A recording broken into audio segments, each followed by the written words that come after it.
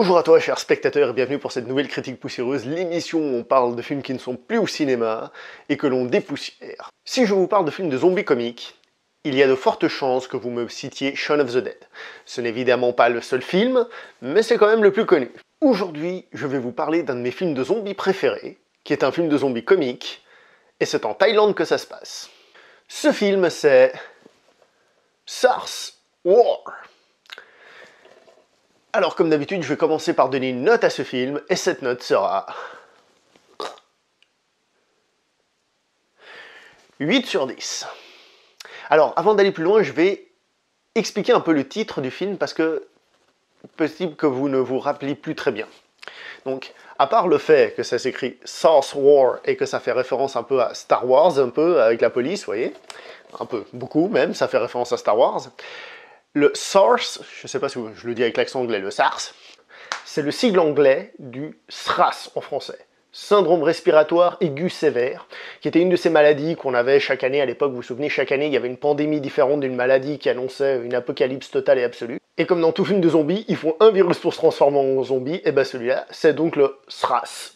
Alors je vous disais que nous avons aussi droit à un film de zombies comique. Et pour vous montrer le foutoir et le mélange de genres et de films, les influences de différents films qu'il y a là-dedans, je vais vous représenter la jaquette et je vais vous l'expliquer un petit peu. Regardez bien. Donc ça, c'est la jaquette du film. Alors comme j'ai dit, référence à Star Wars, évidemment. Ici, nous avons des zombies. Ici, nous avons un personnage qui porte une tenue en cuir très sexy, avec une coupe de cheveux à l'ancienne, et il a un sabre laser. De ce côté-là, nous avons une personne qui est habillée en stéréotype de l'écolière japonaise avec un katana, donc le sabre japonais. Et au milieu, nous avons un type qui ressemble à une espèce d'aviateur avec une petite armure. Si vous regardez le film, vous voyez qu'en fait, c'est quelqu'un qui se prend pour un super-héros. Je pense que tout ça, ça donne déjà une certaine image du délire dans lequel parle le film. Alors, comme vous voyez à la description de cette jaquette, c'est un humour thaïlandais qui était un humour très crétin, un humour pipi-caca qui sera peut-être pas donné à tout le monde, hein. Moi, personnellement, j'apprécie beaucoup parce que c'est un style d'humour qui ose et qui fait des choses justement un peu faux-folles, contrairement par exemple si on prend une comédie bien française. Alors, il y en a des bonnes, mais il y en a, c'est on prépare la blague et puis on veut toujours faire des blagues toutes gentillettes et tout, puis souvent, bon, bah...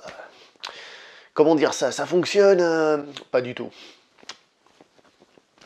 Mais attention, parce que si j'ai parlé de comédie, les fans de zombies, eux, ne seront pas en reste, puisque c'est un film qui contient quand même des scènes gore, avec une inspiration aussi de différents films d'horreur. Alors, certes, c'est pas toujours super bien fait, je pense au bout d'un moment, il y a un bébé qui naît zombie, c'est pas super bien fait, mais il n'empêche que c'est jouissif dans le délire. Et quelque chose qui est relativement important dans tous les films, mais dans une comédie, un film d'action, on va dire un film vraiment divertissant, c'est qu'on ne s'ennuie jamais, le rythme est plutôt soutenu.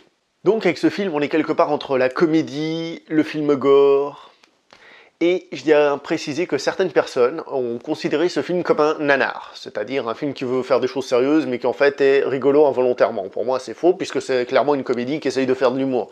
Donc, c'est pas un nanar, mais je préfère vous le dire pour si jamais vous seriez tenté de voir cette petite pépite du cinéma thaïlandais, qui d'ailleurs, cela dit en passant, est mon film thaïlandais préféré tout court, hein, maintenant que j'y pense.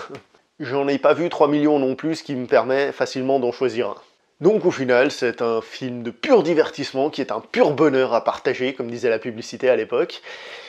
Évidemment pour un public averti, tant d'un point de vue de l'humour que d'un point de vue du film gore, même si c'est pas ultra violent, il faut quand même être un public réceptif à ce genre de choses.